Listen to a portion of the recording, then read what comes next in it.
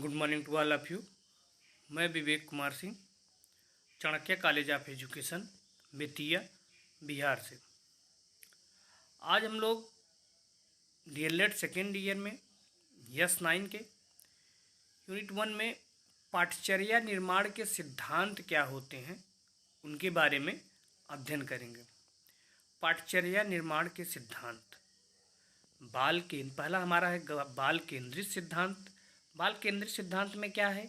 इसमें बालक को सर्वाधिक महत्व दिया जाता है। बाल केंद्रित सिद्धांत में जो है हम बालक को सर्वाधिक महत्व देते हैं। हम जानते हैं कि बालकों की संज्ञानात्मक योग्यता एक क्रम में विकसित होती है। हमको ये पता है बालकों की जो संज्ञानात्मक योग्यता होती है वह एक क्रम में विकसित होती है। बालक की उम्र बढ़ने के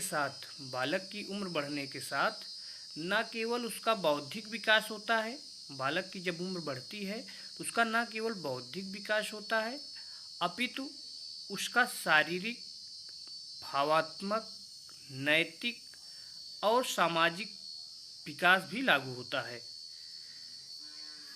बाल केंद्रित सिद्धांत हमारा क्या है? इसमें बालक को सर्वाधिक महत्व देते हैं। हम जानते हैं कि बालक की संज्ञानात्मक योग्यता एक क्रम में विकसित होती है। बालक की उम्र बढ़ने के साथ न केवल उसका बौद्धिक विकास होता है अपितु उसका शारीरिक, भावात्मक, नैतिक और सामाजिक विकास भी लागू होता है। दूसरा पॉइंट हमारा है इसमें समुदाय केंद्रित सिद्धांत। समुदाय केंद्रित सिद्धांत क्या है? हम जानते हैं कि बालक समाज की शक्ति है। हमको पता है कि बालक जो है वो समाज की शक्ति है। संभवतः कोई भी समाज इनके बिना पूर्णतः विकसित नहीं होता। बालकों के बिना कोई भी समाज पूर्णतः विकसित नहीं होता है। हर समाज में वृद्धि और विकास होता है। प्रत्येक समाज में वृद्धि और विकास होता है।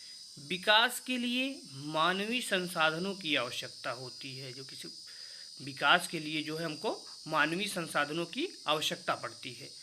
समाज की जो आवश्यकताएं हैं वह शिक्षित नागरिकों द्वारा पूरी की जा सकती है। समाज की जो भी आवश्यकताएं हैं हमारी वह शिक्षित नागरिकों के द्वारा ही पूरी की जाती है। पाठचर्या निर्माता की आवश्यकता का पूर्व ज्ञान प्राप्त कर लेते हैं। इसलिए पाठचर्या योजना तदनुरूप बनाते हैं कि वह बच्चों को इस प्रकार ज्ञान और कौशल दे कि वे समाज में अपनी अपेक्षित भूमिका को समझ सकें और समाज की आवश्यकताओं को पूरा करना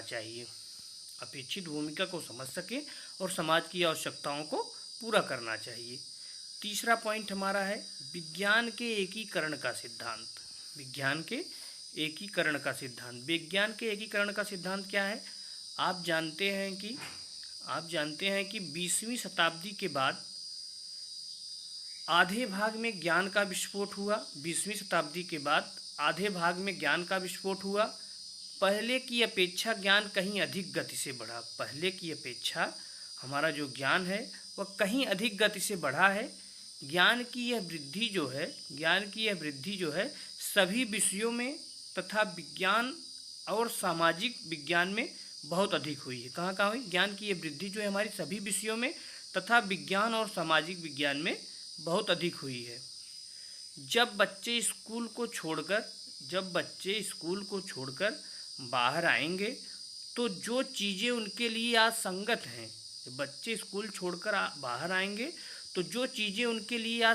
हैं, भविष्य में असंगत हो सकती है।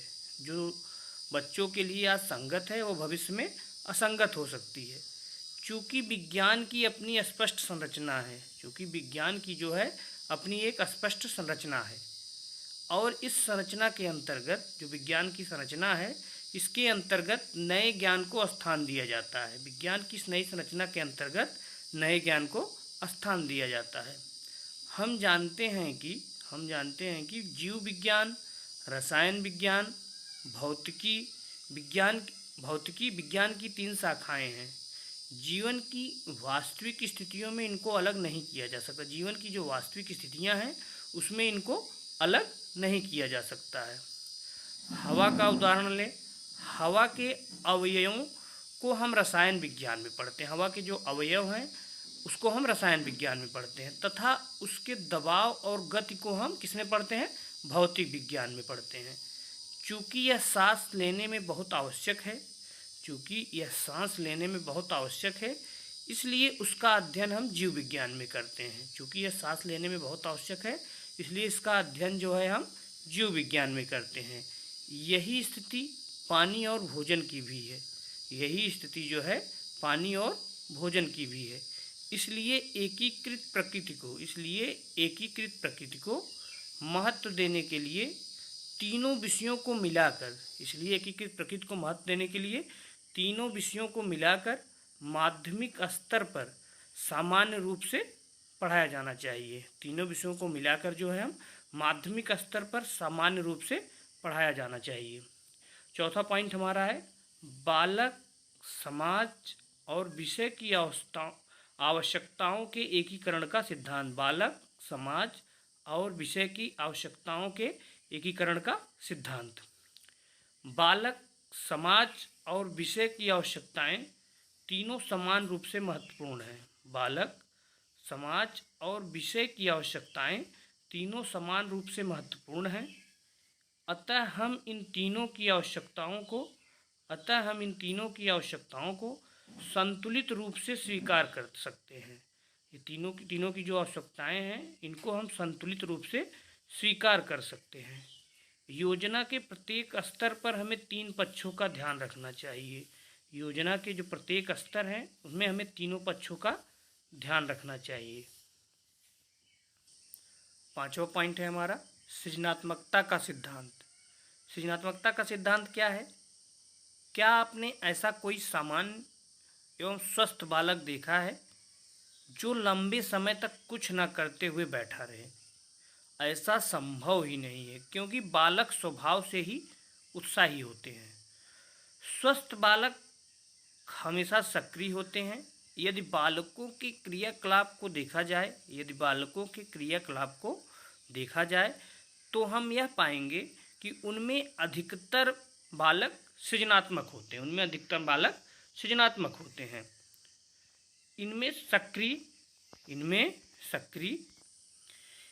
सक्रिय योग्यता बनाए रखने के लिए पाठचर्या को भी सृजनात्मक बनाने के प्रयास करने चाहिए। इनमें जो है सक्रिय योग्यता बनाए रखने के लिए पाठचर्या को भी सृजनात्मक बनाने के प्रयास करने चाहिए। इस बात से बच्चों में नई पद्धतियाँ और तकनीकों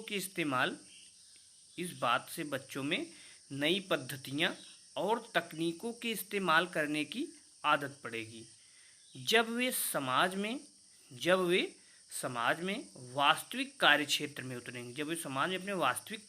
में उतरेंगे, तो इससे उन्हें समाज के विकास में भाग लेने में सहायता मिलेगी। क्रियाकलाप केंद्रित सिद्धांत क्या है? हम जानते हैं कि बालक विज्ञान तभी सीखते हैं जब वे उसे करते हैं। जब वे बौद्धिक अथवा शारीरिक रूप से विज्ञान संबंधी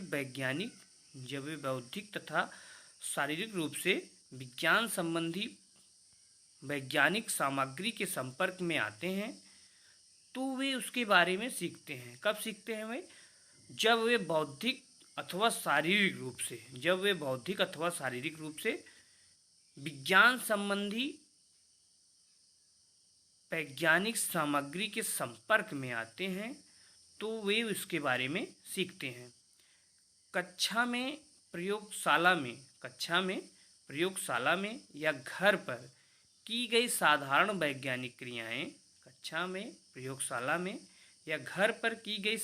वैज्ञानिक क्रियाएं बालक को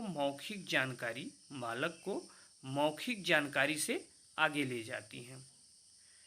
पाठचर्या बनाते समय अधिगम के इस पक्ष का ध्यान रखा जाता है कि इसलिए पाठचर्या क्रिया आधारित होनी चाहिए। जैसे लचीलेपन का सातवां पॉइंट हमारा क्या है? लचीलेपन का सिद्धांत। हमारे समाज के विभिन्न रूप हैं। हमारा जो समाज है इसके विभिन्न रूप हैं। भारत एक बड़ा देश है। भारत जो है एक बहुत बड़ा देश है। इसमें मानवीय संस्कृत विभिन्नताओं के अलावा इसके अलावा व्यवसाय, सामाजिक और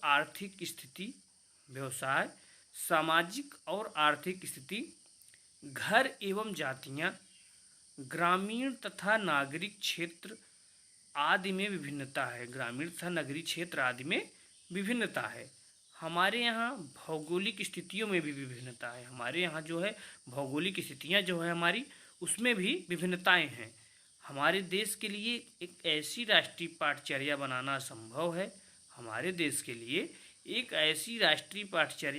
संभव है जिसमें लचीलापन न हो।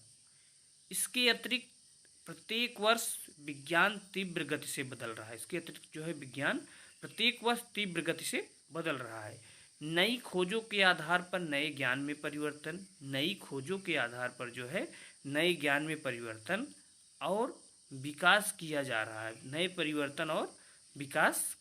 है। अतः पाठचर्या को प्रभावी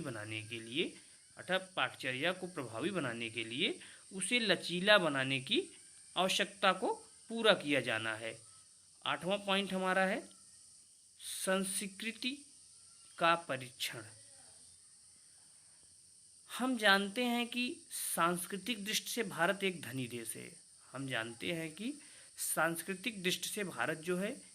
देश है।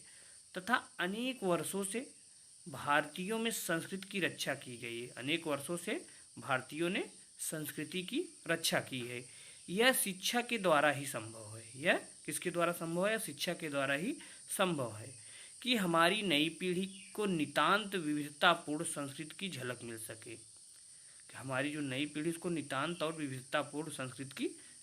सके। जीवन मूल्य, नैतिक आचार प्रवृत्ति तथा रीति रिवाज जो हमारी संस्कृति के अभिन्न